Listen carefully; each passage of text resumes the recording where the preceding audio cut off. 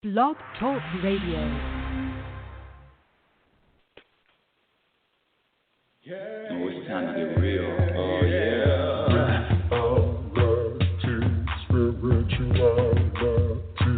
It's the new experience.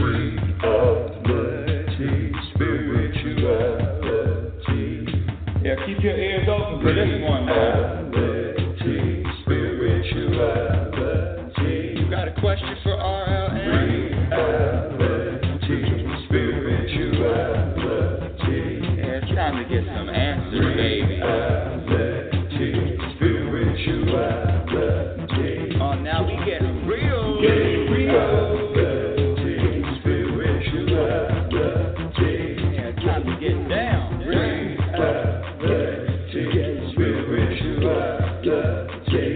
Yeah, you gonna feel good now. Real good. Now, that's what I'm talking about. Time to get real. Well.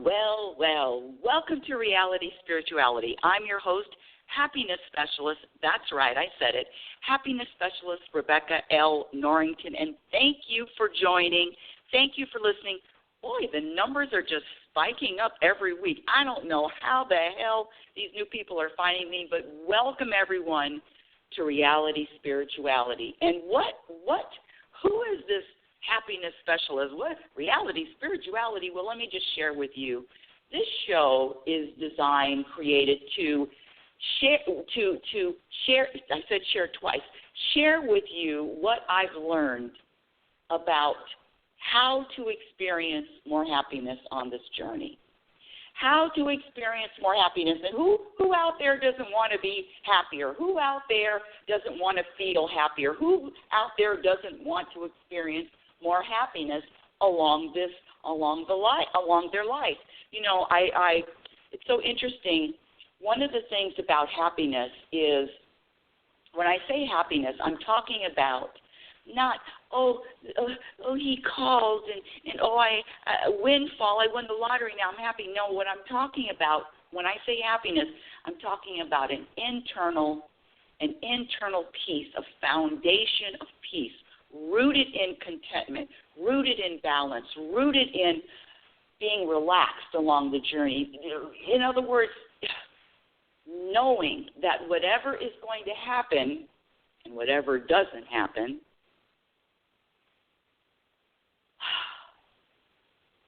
is there to serve you in a way, you personally, each and every one of us personally, in a way that is just going to expand our growth, expand our consciousness, expand our happiness. And when I say happiness, let me give you a quick definition. My definition of happiness is the ability to be at peace regardless of what happens and regardless of what doesn't happen. I know I started off a little jumble. It's only because I have so many thoughts in my head about this. I don't know if you can tell right away, but I am passionate about this happiness thing. And when I say happiness, happiness is a practiced skill, just like any other skill of speaking, of writing, being a musician, being an artist, being an athlete, a chef, a gardener. I'm in Oregon, and there's a lot of people that I know are hunters. A skilled hunter. Yes, and they eat their food. You know what's so interesting about the Oregon people that I'm around? They hunt during certain seasons, and then they have lots of freezers. I don't even know why I'm getting off on this tangent. And they store their meat, and they have meat for the whole year. So anyway, I don't know how the hell I got on that topic, but in other words, that's a skill too. Any skill has to be practiced. If you have a skill, it's guaranteed that you have practiced. Well, I don't know practiced. My brain is working too fast this morning. So happiness is the same thing. Happiness is a practice skill. And when I say happiness, I'm talking about a vibration and energy of calmness, of peace, of relaxation, of shoulders down throughout all of it. That's right, throughout the elections, throughout the pandemic, throughout anything that you can come, throughout family drama. It is a practice. And the more you practice, guess what? The more happiness you are going to experience. And when I say happiness, it is a deep-rooted. It's not about what happens to you. It is about an energy and a vibration. It's a practice skill, and like any other skill, it is a daily practice. It depends on how much you practice, how much you want it, how much are you committed. Are you committed to prioritizing your peace, your happiness over everything else, and quite frankly, everybody else? I know. I told you the warning is put your seatbelts on this. So the first part of the practice starts with eliminating the behaviors, all behaviors, and eventually you'll get there, all behaviors that subtract from your happiness. Eliminate all of them. And then the second part of the practice is establishing and nurturing and adding the behaviors that are guaranteed to add to your happiness. That makes sense, doesn't it? Even though I'm mumbling right, that makes sense. And one of the practices, in fact, it's today's topic, is the ability to trust. Is practicing trust.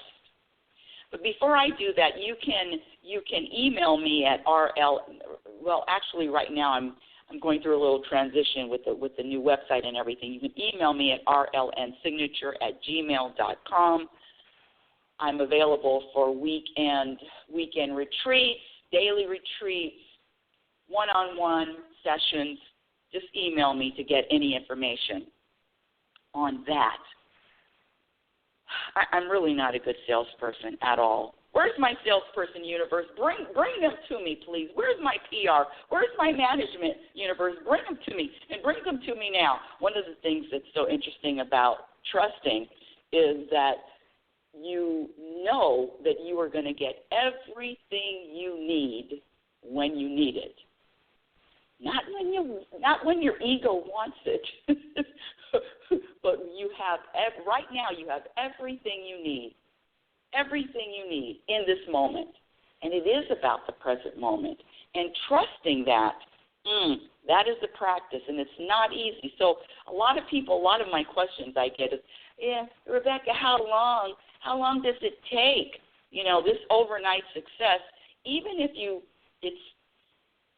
it takes years of practice, years of commitment, but you start with one step. You start with one small step. And each small step, let me come up with an analogy on the spot. So if I put one foot right in front of the other, and I'm traveling from Oregon to California, I will get there. I don't know when I'll get there, but I will get there. So it's the same thing with the practice. I promise you will get there. And some of you will get there, and then maybe, let me say this. Let me scratch what I just said. What I really want to say, it's an awareness, and it is a celebration of those small steps. One step is a celebration. One step. If I'm traveling from Oregon to California, one step is a celebration. The other step is a celebration. It is not. Don't fall into the ego with the numbers and the big steps and the big, the 4th of July. No, the celebration and the pat on the back and the attaboy and all of that comes from taking one step. But our ego doesn't want to say that. Our ego wants us to not be satisfied. I'm not satisfied. I need more. That's another thing. It's always more, right? Are you satisfied with the present moment? That's a question that only you can ask. or are you wanting more? You're either satisfied or you're dissatisfied. It's really very simple. So the practice is simple, but the practice is a commitment. The practice is being consistent. And when I label myself and said happiness specialist, guess what? The practice when I say I walk it, I just don't talk it, I walk it. And it's not, sometimes it's not comfortable, sometimes it's not easy, but the more you practice, the better it gets. In other words, it's just like it's just like learning how to ride a two-wheeler. The more you practice, now look, now you can ride a bike with two wheels. Same thing with a unicycle, I'm sure. Don't even ask me. My parents bought a unicycle for my brother and I for one Christmas. I think they were trying to break my neck on purpose because I could never get it. My brother did, but I could never learn how to ride a unicycle. Of course, I digress.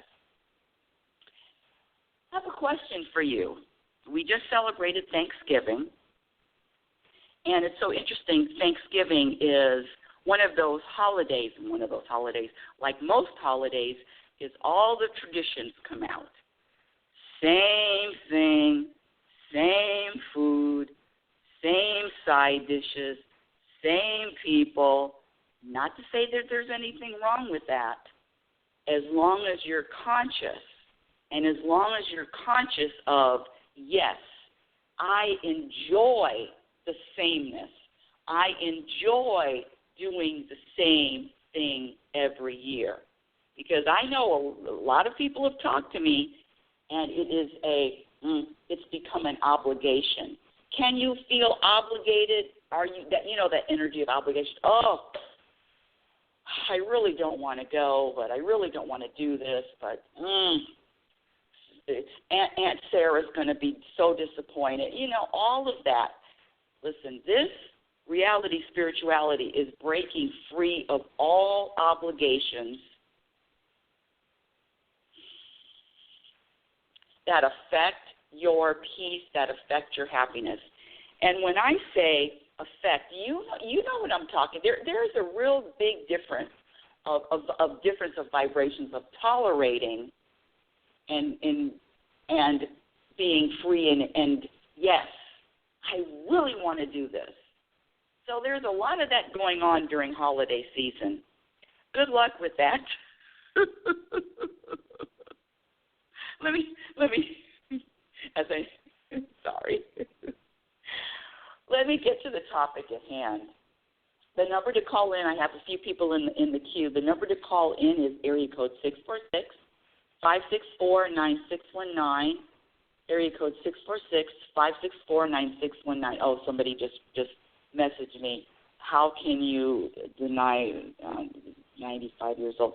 Listen, I understand, and you're absolutely right. There are times when obligations, it's a feel-good obligation. You're absolutely right. It is a feel-good obligation. Yes, you're right. Check me anytime. Now, the practice of trusting, I have a question for you. How do you, I have more than one question. This is my question. Are you able to blindly trust 24/7? Are you able to trust? And when I say, I use the word universe, some people say God, some people say spirit, higher power, source energy. It doesn't matter the term that you use. We're all, in my world, we're all talking about the same entity. I know some people have little hang-ups with the universe. I was watching some video the other day, and this gentleman said, universe, you say universe, well, who created the universe? So he didn't like the word universe. He preferred the term God. And listen, I could do you. All preferences subtract from happiness, by the way. That's why you can call it the entity, you can call this energy, whatever you want to call it, I'm good. And not only that, you don't even have to believe in God to benefit from the information that I share on the show. You really don't, because the behaviors that subtract from happiness have nothing to do with God. The behaviors that you practice that add your happiness, some of them do, but a lot of them don't. One of the thing about trusting, when I say trust, I'm going to ask you, looking back on your life, and I love evidence. Looking back on your life, can you point to 1, 2, 3, 4 times in your life that you experienced something that, wasn't very pleasant, and probably a year later, 2 years later, 5 years later, 10 years later, but, down the road, you found some benefit. You found some benefit to you personally from that experience. And so I say that as using that as evidence. There is evidence that whatever we experience, and I trust me, I get all the emails about the most horrific things that can happen to people, and I still say there is still something that can serve that individual regardless of what they've gone through. There is something there that can not only serve them, but serve the world, even if it's just by sharing the story, even if it's just by sharing with others the story. That vibration of shame, that vibration of hiding, that vibration of being secret, because you know what I'm talking about, that I don't want anybody that it's past embarrassment. Shame is that vibration. There is something that clears out, that blows up shame when you expose it to light. There's something about that. Back to our topic about trust. You can. I have a question. How do you think that you are going to feel more peaceful? And again, peace is the same as happiness. Do you feel that you would feel more peaceful, trusting more, or less peaceful, trusting more? And if any of you said less peaceful, it's only because one of the things that you have to address when you begin to practice trust is letting go. Letting go of what? Letting go of the illusion of thinking that you have control over anything outside of self. That letting go of trying to control anything outside of self shows lack of trust. Worrying. I always ask this question, how many of you out there worry? Usually 99% of the people raise their hand. Worrying about anything. Number one, when you're worrying, you're in the future. You're already screwed, because now you're out of the present moment and you jump right into the future. One of the things that subtracts from happiness is living in the future, talking about just the future, the past and the future. But this future, all worrying is linked to the future. All of it. You can't worry about the past; it's already done. So it's a very interesting state that, number one, if you're worrying, you don't trust. You're not practicing trust. Number two, if you're worrying, you're in the future. That's 2 strikes.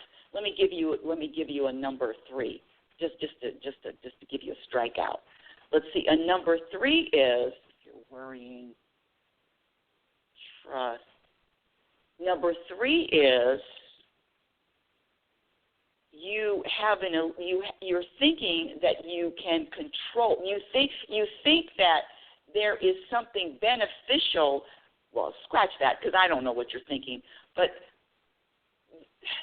this ego. When I say we have two entities, we have two voices. We have the voice that is telling us there's going to be something wrong.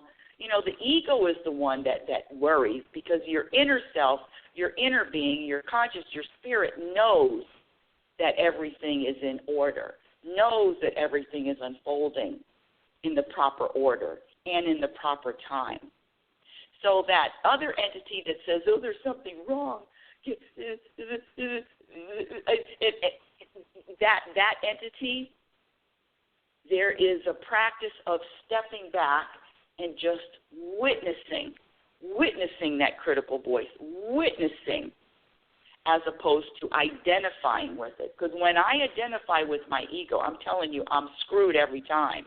Oh, the world is gonna end. I was telling my son the other day.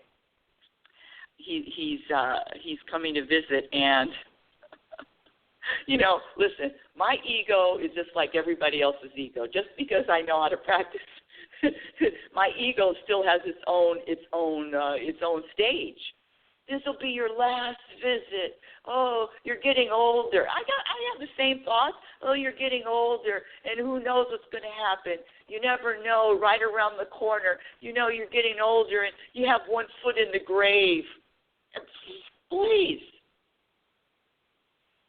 I'm saying I have those same thoughts, but instead of identifying, and even more importantly, instead of giving those thoughts any power, which is really the key, as opposed to, oh, look at that.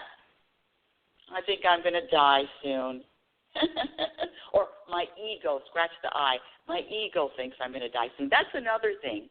Take the identity away from the ego. Instead of saying I think, say my ego thinks.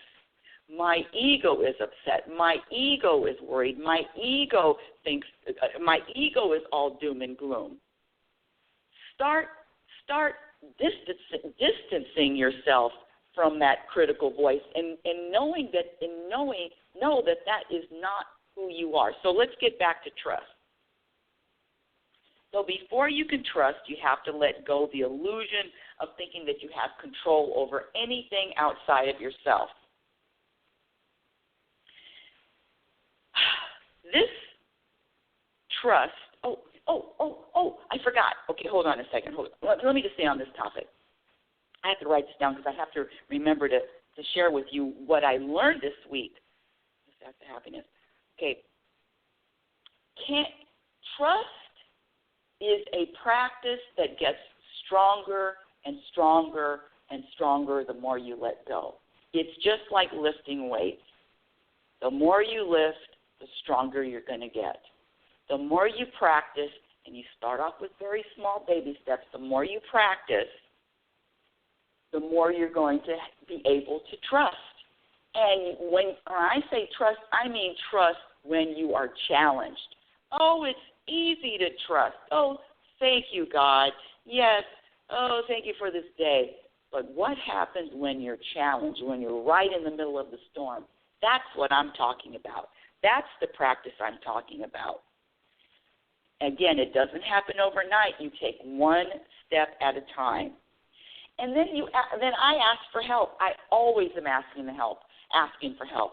Hey, universe, excuse me, Rebecca calling again for the 100th time in the day. How do I trust more? So you just ask. The universe always answers when you ask. How can I trust more? How can I practice trusting more? How can trust be part of my identity? How can I? We always start with the how can I. How can I? How do I? How do I trust blindly? How do I let go of thinking I have control? How do I relax in the middle of a storm? See, there's a big difference. See, when I talk about happiness, I'm not saying that you're not going to have any storms. I'm not saying that you're not going to have any challenges, any big challenges. But while you're in the storm, you will be as peaceful as you're not. And you tell me, what feels better, to go through a storm peacefully or to go through a storm, challenge, storm, life, with anxiety? Oh, when is it going to be over? Oh, yeah. Oh, you know that energy. Oh, God. Oh. What feels better to you? I'm not talking about not taking any action, but there is the peace I'm talking about is the same peace that these first responders go through. You know, these firemen that are walking into buildings that are on fire. You and me don't do it. I'm going to walk into a building. Are you kidding? My building that's burning and on fire. But these first responders, these firemen, these police officers walk into circumstances, and yes, they may have their adrenaline going, but there is a sense of underneath the practice of knowing what to do. There is a calmness that I'm talking about, and that calmness, there is a deep, deep calmness, especially when you know underneath all of it, and you trust underneath all of it that this is happening for a good reason. This is happening for a reason, for a universal reason, for a reason that I may not like or want to feel right now. But I know what's going to unfold after this. So there is a way to even be grateful. In fact, being grateful in the middle of a challenge, that's pure trust. Being grateful in the middle of the challenge that, yes, all of this is happening, that's trust. One of the things, one of the things about this practice, when I say practice, and the benefits of practicing blind trust and its effect on your happiness, you can already feel it. You can already feel that when you are just a big ball of trust, that there is nothing that is going to shake it, waver. You are trust.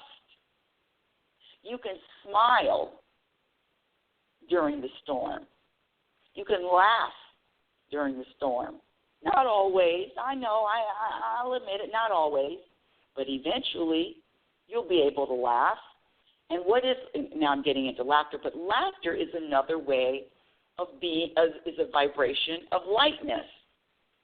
Being light, feeling light, the energy, the vibration of being light. You know, there's a big difference of traveling through this journey, heavy, shoulders down, da da da da, da da da da da, da da da da, da da da da, da da da. I don't know where I pulled that out of. Woo! That kind of vibration, that kind of energy. I'm saying that there is and I can only guarantee it is because I've experienced it and I live it and I'm living it. That you are able to be at peace regardless of the challenge. I do this. I've shared this analogy that you're in a rowboat in the middle of the Atlantic Ocean, and for my new listeners, I haven't shared it in a while. In the middle of the Atlantic Ocean, and the waves are crashing, and the tornadoes are going, and the wind is blowing, and the boat is being rocked back and forth, and you're standing on that boat, but you're at peace. You're at peace with all of it. That's what I'm talking about when I say practicing trust, practicing blind trust. You can feel it. That peace is going to stay with you because you are going to be peace. You're not going to have to look for peace. you will be peace. You will be rooted in peace when you practice every single day. No days off.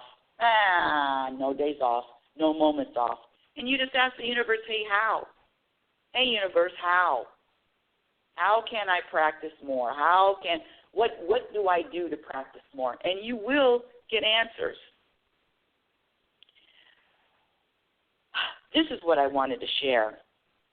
You know, it's so funny how I connect to different people, and I don't know when and why. There's never a plan. I have very, very light plans. I don't do the goals. I don't do the in 5-year goals, 5-week goals, 1-month goals. No, I act whenever I'm inspired to act, and sometimes I'm not inspired to do anything, and sometimes I don't. But I don't even know how I connected. Oh, I do know how I connected. There was a gentleman that sent me a friend request, and, you know, especially nowadays, so how did you find me? And it was all through inspiration. And so we chatted a little bit over Messenger. And he brought up a name. He said Alan Watts. I've never heard of Alan Watts. And I think he was maybe in the 50s or the 60s. He's one of those OG spiritual kind of dudes. Alan Watts. And I'd never heard of him, so I went on YouTube to look for some of his videos. And there was this one short video, and it caught me right off guard. It caught me right away. Eyes got big. I said, what? Because the title of this video, let me see if I can pull it up. Hold on a second, audience. Just press number 1 if you want to speak with me live. I have about 5 people in the queue. Just press number 1 or not. You know how I am. Easy breezy. And I've never done this. So let me go here. YouTube. Can I? Yes, I'm still on the air. Let me see. Alan Watts. Yes. Okay, here it is. So you go on YouTube and you punch in Alan Watts. Oh, look at that. Okay, so he was born in 1915 or 16, and he died in 1973. He was a British philosopher, writer, and speaker. Now, I listened to a couple of his videos, which are good, and then I listened to a couple of them, which, you know, I'm thinking, all right, well, you can always pull. Listen, even this show, you pull from this show what serves you, what fits you, because it's a custom fit. We all are responsible for custom fitting this journey to ourselves. It is a custom fit. So I listened to a couple of other videos, and I'm thinking, that doesn't really ring for me. But this one video, he said the title of this video is, and I recommend everyone to look at this video. It's very short. I think it's 4 minutes. Life is not a journey. What? Life is not a journey. And, of course, it just perked my eyes got big, my ears got, what? What do you mean life is not a journey? Because, you know, my favorite quote is, you cannot have a happy ending to an unhappy journey. That's from Abraham. And I quote that all the time. You cannot have a happy ending to an unhappy journey.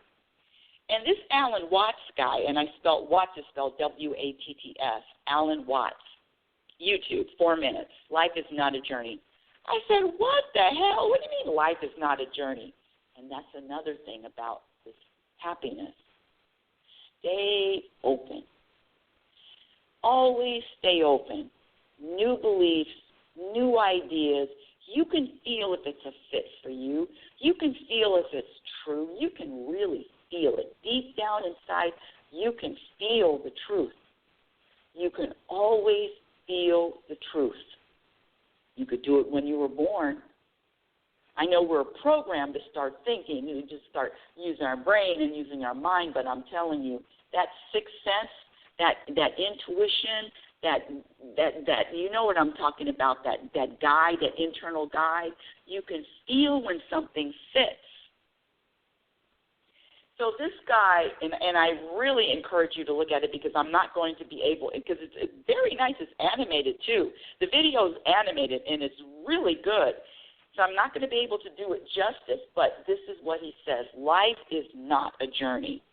Well, what the hell is this Alan Watts talking about? It is a journey. I've been quoting that for 30 years. It's a journey. It's a journey. Here we go. In a nutshell, he's saying life is like playing music, Craig Reed. Life is about playing music, and life is like, it's not about playing music. Life is like playing music. Life is like dancing. There is no journey when you're playing a song. You're not on the journey to get to the end of the song. You are playing music. You are playing a song. It really struck me because it's true.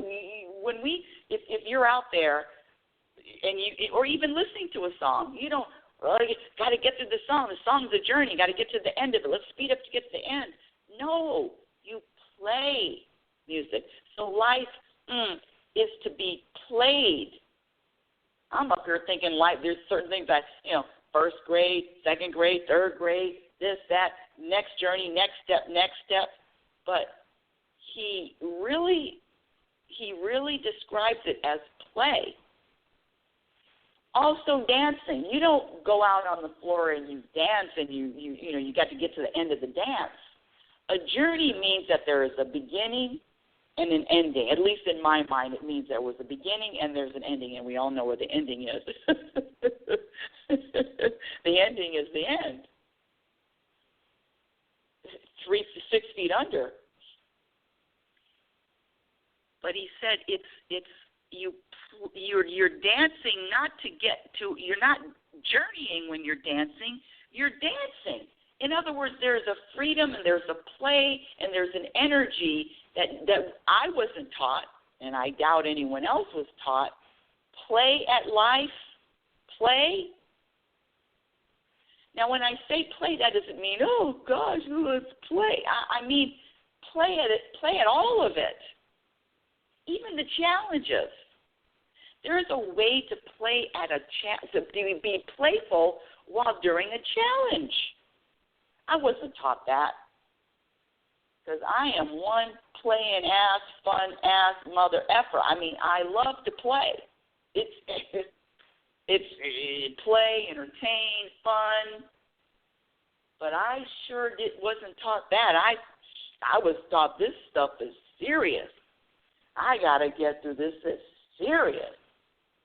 And when you listen to his video, again, I'm not even doing it justice, but it's very, very profound that playing at life is to be played, not journeyed, played.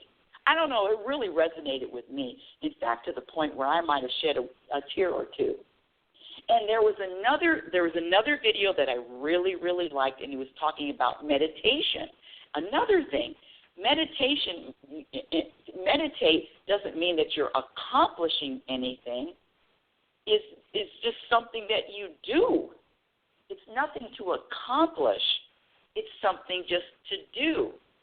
It's really I love the way that he expressed it, and I wanted to share that with you.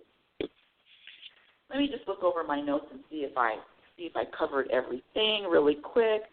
Benefits of practicing blind trust, yes. Well, guess what? When you trust, you're going to feel more at ease. You're going to feel more peaceful. More peace is one. Peace is happiness. Happiness is peace. Some people might disagree with that, but that's okay. I'm not going to argue it. I'm going to let you believe whatever you believe. But for me, being happy is being at peace.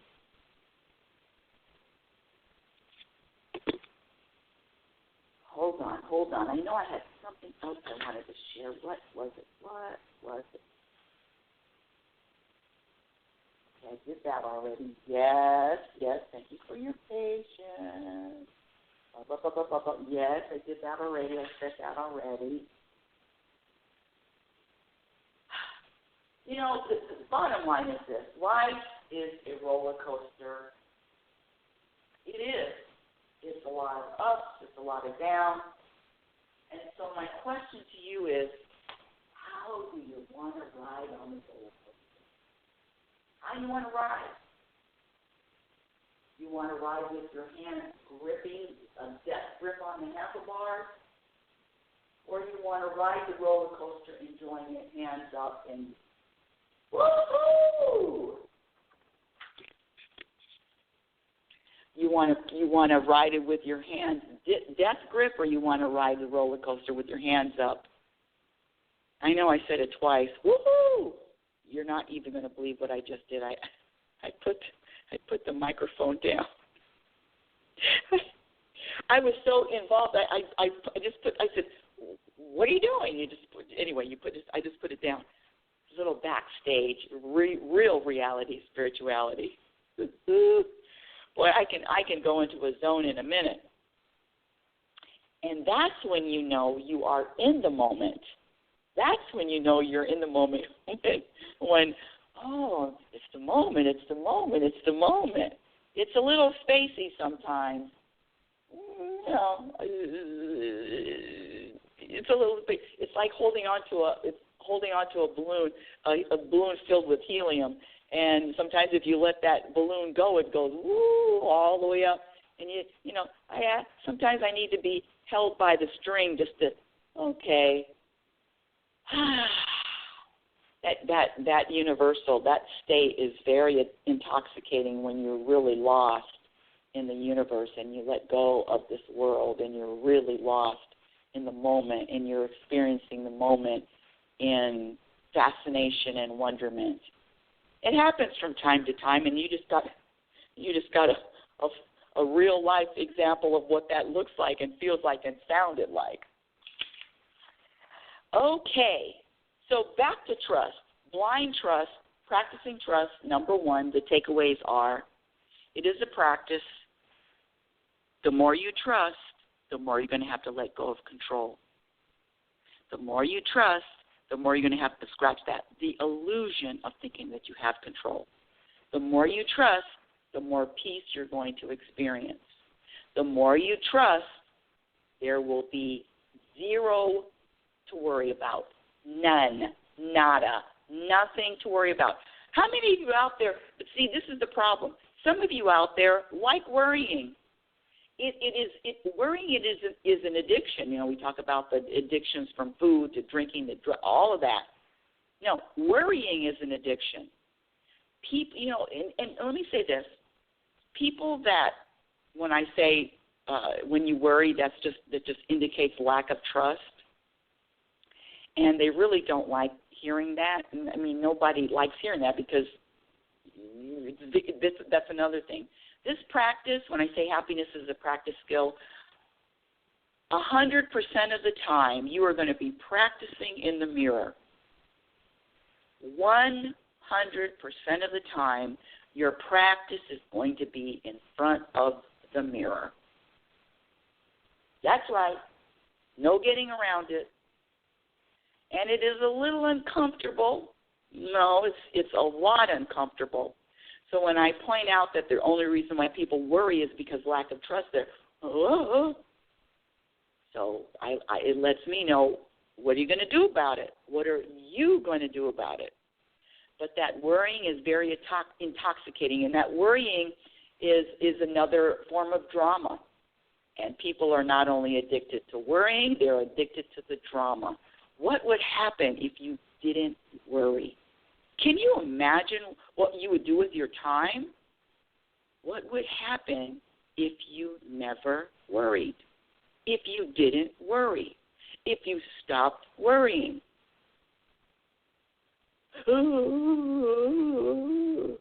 But some of you, and I know some of you, aren't willing to let that go. Some of you worrying is part of your identity. Oh, and let me just share this one. This is what I want to say about that worrying. Number one, worrying, it just indicates lack of trust. And this thing about worrying and you telling people that you're worried about them, and you're worried about them, and I've said it before, and this is going to hurt. Worrying doesn't mean that you care about anyone. Worrying just means that you worry. And as far as I know, worrying has not saved one person's lives or provided comfort to the individual or the person that you're worried about. There's only two reasons why people worry. You've been programmed to worry, also brainwashed, conditioned, whatever you want to say, and there's a lack of trust. So letting go of worrying is going to feel very, very, very uncomfortable. And it's up to you. It's up to you, again, how bad, I said it in the beginning of the show, how bad do you want it? How bad do you want to be at peace? How bad? It's going to be up to you, and you're the only one that can answer that. All right, here we go. Reality Spirituality is heard every Sunday at 9 a.m. Pacific Standard Time. Website is maybe next week I'll have it finished. Follow me on Twitter at RL Norrington. LinkedIn, my Instagram handle is Reality Spirituality. I have a couple of videos on YouTube. I was looking at my videos on YouTube the other day. I said, oh, my gosh, because I used to wear not a lot of makeup, but I used to wear makeup, and I don't wear makeup anymore. Maybe some lipstick. But it's so interesting to seeing the transformation, or not the transformation, but the evolvement of where and who I used to be with all. And let me say this: if I'm taking pictures or filming something, I'll put makeup on. But it's no more makeup for me. I found that I can feel beautiful without the makeup. How's that? My first book, Reality Spirituality, The Truth About Happiness, can be purchased on Amazon. And my second book, the one I'm writing now, is called Program for Unhappiness. And until next week, my dear audience, I want you to remember who you are. You're a physical extension of the universe. You're always evolving. You're always changing. You're always growing. Love is patient, and love is kind. Be patient and be kind to yourself. Be your own best friend. Remember, you cannot have a happy ending to an unhappy journey, but now we know that this isn't a journey where, is it a journey that we play? We play music. We enjoy it. It's not really about getting to an end. It's about enjoying the journey. I'm going to have to think about that. You've been listening to Reality Spirituality with yours truly, happiness specialist Rebecca L. Norrington. Have a conscious week, and remember, happiness is a practice skill, and your experience in every moment reflects on what you are going to practice. Not what you are going to practice. It reflects on what you practice. Yeah. Oh, it's time to get real. Oh, yeah.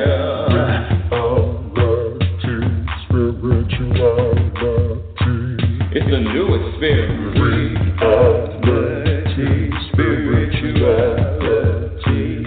Yeah, keep your ears open for this one now. Reality Spirituality. You got a question for RLN? Reality Spirituality. Yeah, it's time to get some answers, baby. Reality Spirituality. Oh, now we get real. Getting real. Yeah, it's time to get down.